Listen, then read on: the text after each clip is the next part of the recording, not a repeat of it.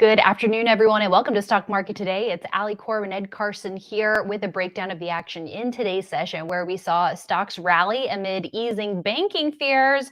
But Ed, we have the Fed coming up tomorrow. Yeah, we have the Fed, and that's one reason the volume was rather light today, as people were a little nervous on that. But we do have a few stocks that showed strong action: On Holding, Air Test Systems, and Google parent Alphabet.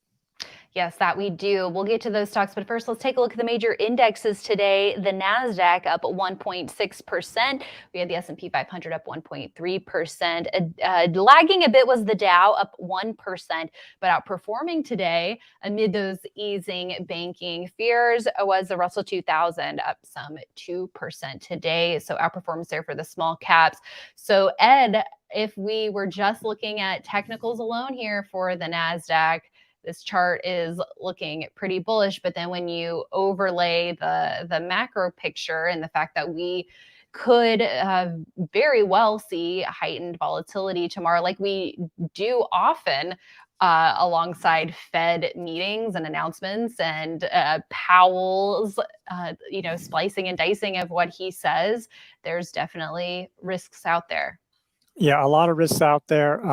It does seem like NASDAQ volume came on. I apologize. So that's interesting. I thought because volume had been light much of the day. Yeah, the NASDAQ looks pretty good here. I mean, it held up reasonably well. It got back above key levels last week. It's above that trend line. It's above the March 6th high there. So this almost looks like a double bottom breakout. Yeah. So this is really looking. This looks really good, but there's still a bit of division in this rally. It looks a little better than we did a couple of days ago, but that and the Fed meeting, and you don't know if something else will happen with bank stocks. This could all turn pretty quickly, but there's opportunities for investors right now, but you have to also recognize just about what the kind of situation we're in.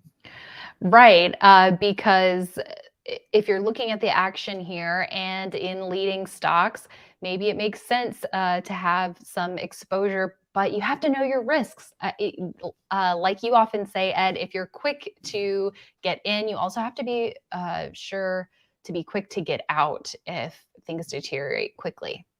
Yeah, and you just have to, if you're not willing to do that, then you probably shouldn't be jumping in. You should just take your time a little bit more.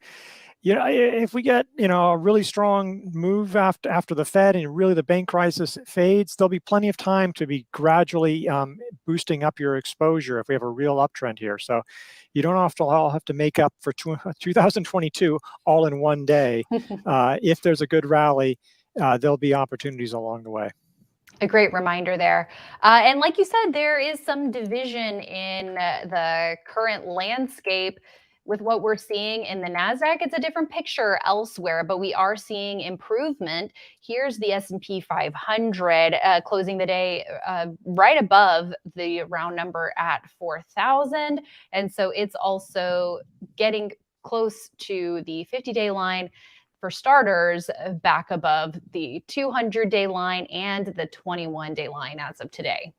Yeah, this almost seems like a setup day for the S&P, back above the 21-day, back above the 4,000 level, barely. If you go through the 50-day line and there's this trend line, all of a sudden that would look pretty enticing in that regard. Right. So definitely something to watch here. That would suggest more breadth, obviously on the big cap side, but it would, as opposed to just the NASDAQ, which is being fueled by, a more select number of stocks. Yes. All right. Let's also take a look at the Dow, which got back above its 200-day line today. So improvement there. Still a long way to go before the Dow gets to that 50-day line, though, Ed. Yeah, this one's like it's making some progress, which it needs to do, but a lot of stocks look like this. They're trying to bounce back, but they suffered a lot of damage in the past couple of weeks, or even since early February. And IWM, the ETF tracking the Russell 2000, outperforming today, but it is still, not surprisingly, below all of these moving averages, right around the 10-day line, which is a pretty steep decline, but it's gotten hit the hardest as of late with that financial exposure. But speaking of, let's see how financial stocks performed today. XLF up 2.6%. KRE, so the regional banks, up 5.7%. So on Fed Chair Janet Yellen's comments, perhaps easing the fears here today. But again, we have this overhang or this uncertainty of the potential move by the Fed tomorrow and what the reaction might be and what ripple effects there could be there's from just that. a lot of ripple effects. Just like today, the 2-year Treasury yield had its biggest one-day gain since 2009. I mean, there's just a lot of big moves that maybe we're not done. And former Fed chief and Treasury Secretary Janet Yellen, she would made these comments saying we may expand deposit insurance. So that was bullish, but you just don't. We'll just see if that can continue. A long way to go on these bank stocks.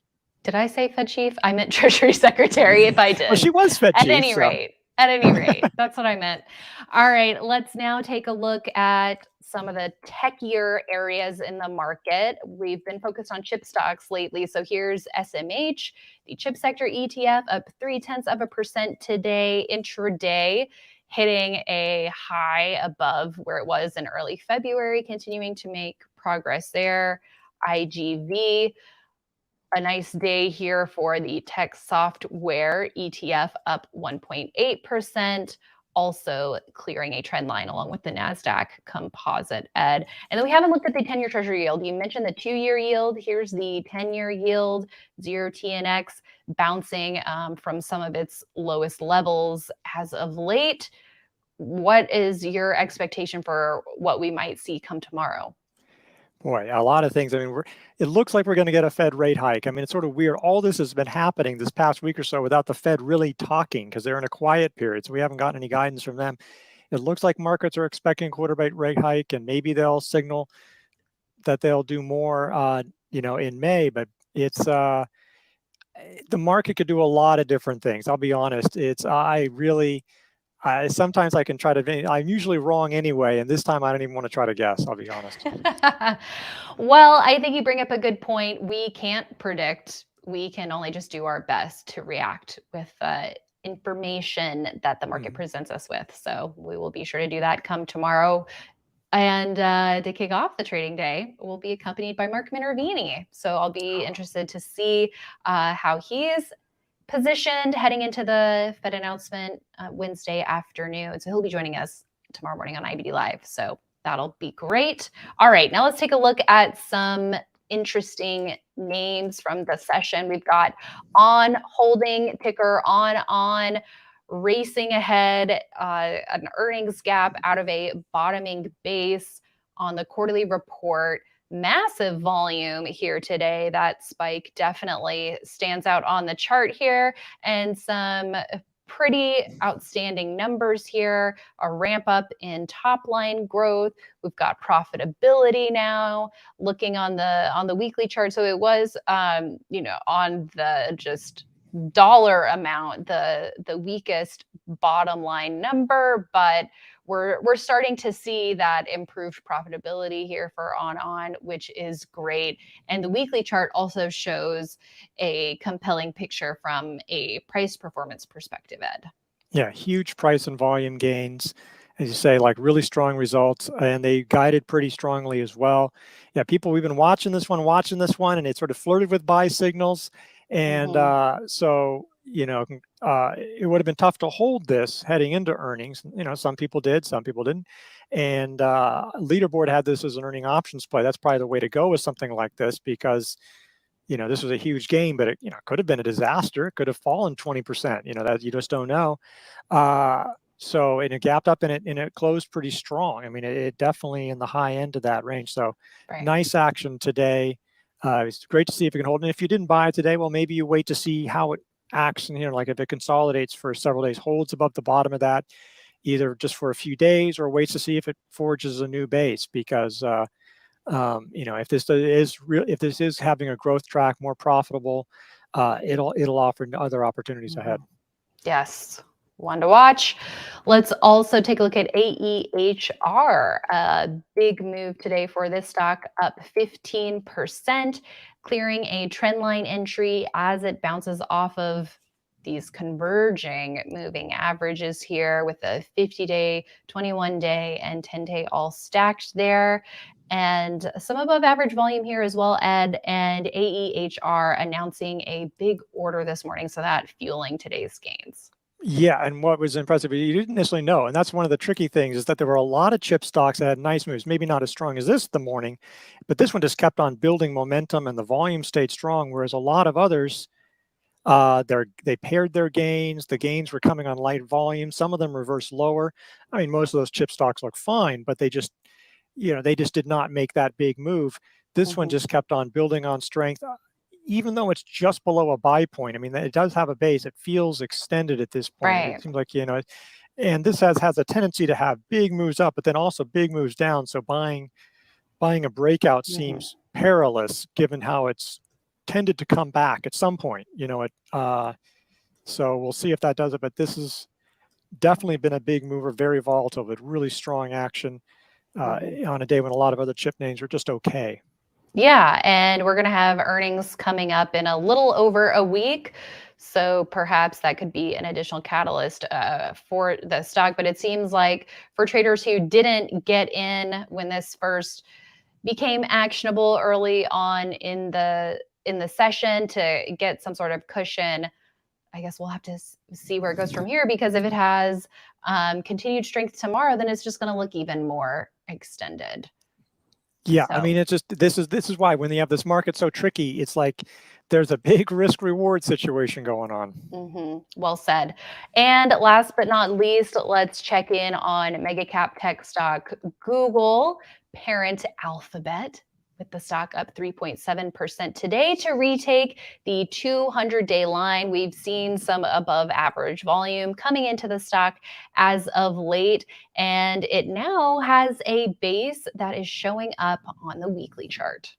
Yeah, I mean, the volume came in pretty well today as well. It ended up flat, but for much of the day, it was down 15, 20%. So nice, strong action for volume here and elsewhere.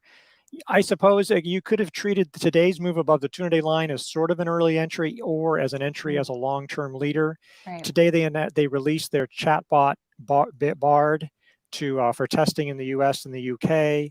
Oh, it has a nice long-term trend line there as well, with pretty much aligns with the 200-day line.